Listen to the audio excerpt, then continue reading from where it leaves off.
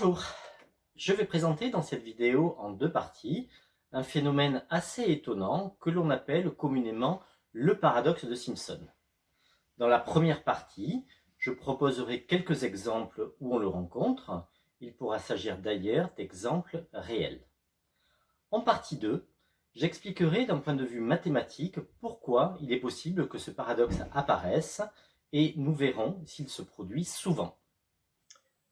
On réalise ici une expérience en faisant subir à un groupe de patients un test. Ce test est réalisé à l'aveugle pour évaluer l'efficacité d'un médicament. Les patients ne savent pas s'ils ont pris le médicament ou le placebo. Commençons par les résultats concernant les femmes. Elles sont au nombre de 600. 100 d'entre elles, elles ne le savent pas, vont prendre le médicament. Les résultats sont là. Parmi celles qui ont pris le médicament, 90 sont guéries, 10 ne le sont pas, si bien que parmi celles qui ont pris le médicament, le taux de guérison est de 90%. Voici les résultats pour toutes les autres qui ont pris le placebo. 400 guéris, 100 non guéris, taux de guérison pour le placebo, 80%. On compare ces deux taux de guérison et on en conclut, 90% étant supérieur à 80%, que chez les femmes, il vaut mieux prendre le médicament puisqu'il conduit à un taux de guérison plus élevé. Voici à présent les résultats pour les hommes. Ils sont au nombre de 400. 300 d'entre eux ont pris le médicament. Parmi ceux-là, 90 sont guéris, 210 non guéris, taux de guérison 30%. 90 sur 300. Pour ceux qui ont pris le placebo, 20 guéris, 80 non guéris, taux de guérison 20%. On compare à nouveau ces deux taux de guérison, suivant qu'il y ait eu prise de médicament ou de placebo, et on en conclut, comme pour les femmes, que chez les hommes, le médicament réussit mieux que le placebo. À partir de là, on peut résumer les résultats obtenus jusqu'ici. Les voici dans les deux tableaux. La conclusion est la suivante.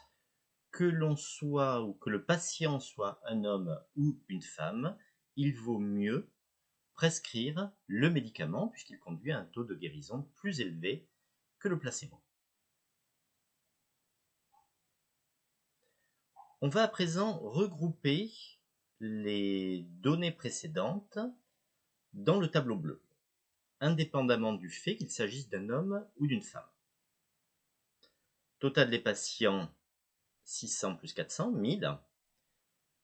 400 au total ont pris le médicament. Regardons les guérisons.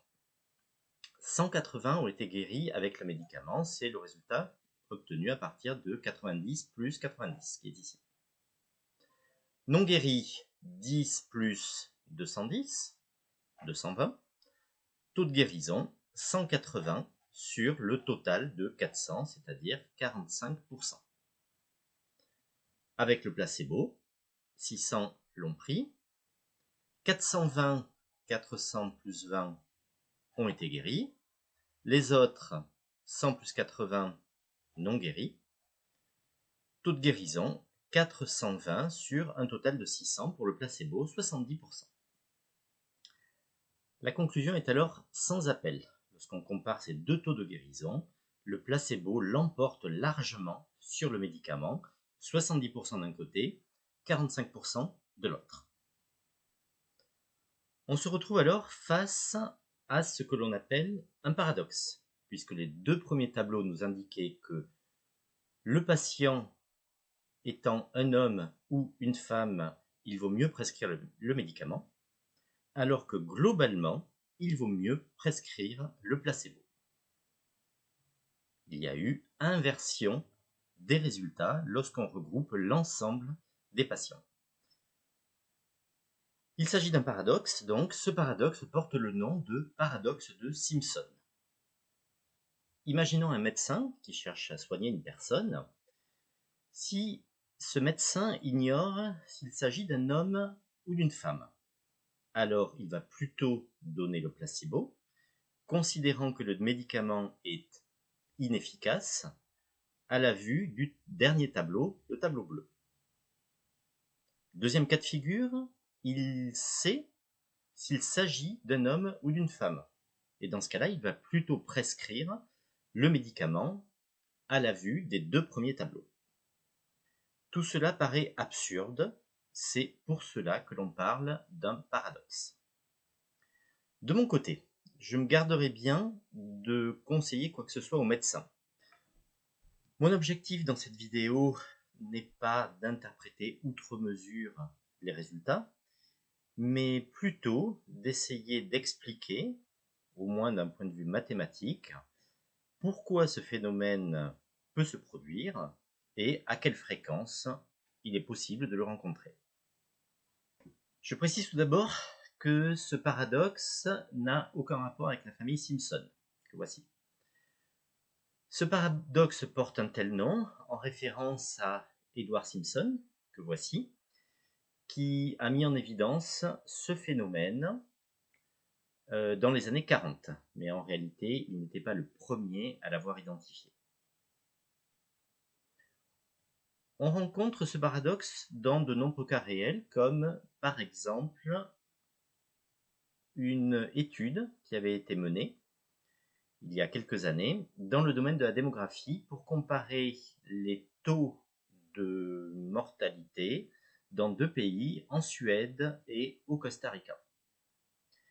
Dans chaque tranche d'âge, le taux de mortalité chez les femmes a été plus élevé au Costa Rica en comparaison du taux en Suède. Mais globalement, sans tenir compte de la tranche d'âge, il s'est avéré que le taux de mortalité était en fait le plus bas au Costa Rica.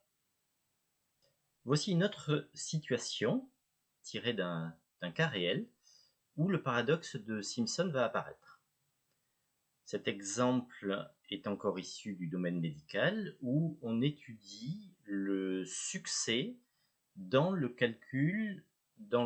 traitement de calculs rénaux. On distingue pour cela tout d'abord les petits calculs rénaux. Voici les résultats qui ont été obtenus avec le traitement A. Taux de succès 93%, je précise que tous les pourcentages ont été arrondis. Gros calculs rénaux, voici les résultats. La conclusion, à la suite de ces deux tableaux, c'est que l'on ait des petits calculs ou que l'on ait des gros calculs, donc finalement dans tous les cas, il vaut mieux prendre le traitement A. À présent, on fusionne toutes les données, indépendamment du fait qu'il s'agisse de petits calculs ou de gros calculs rénaux. Voici les résultats. Succès avec le traitement A, 273, ce qui conduit à un taux de succès de 78%. Traitement B, 83%.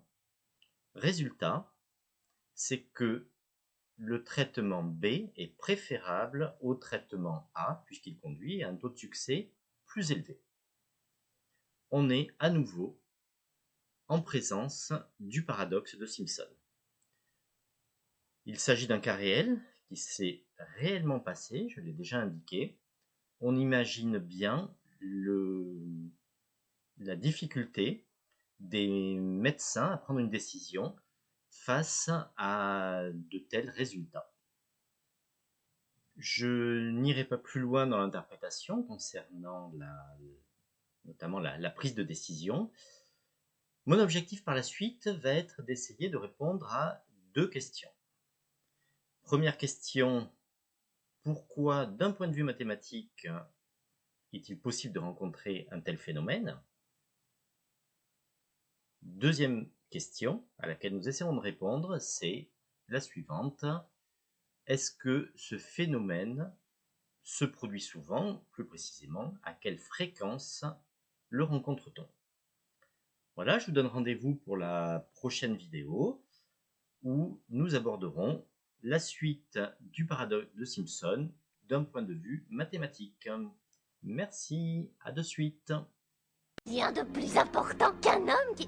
Comment ce porc a pu laisser des traces là-haut? Spider cochon, il peut marcher au plafond. Est-ce qu'il peut faire une toile? Bien sûr que non, c'est un cochon. Prends garde, Spider cochon, marche, je vais le faire. Emmène Spider Cochon avec toi.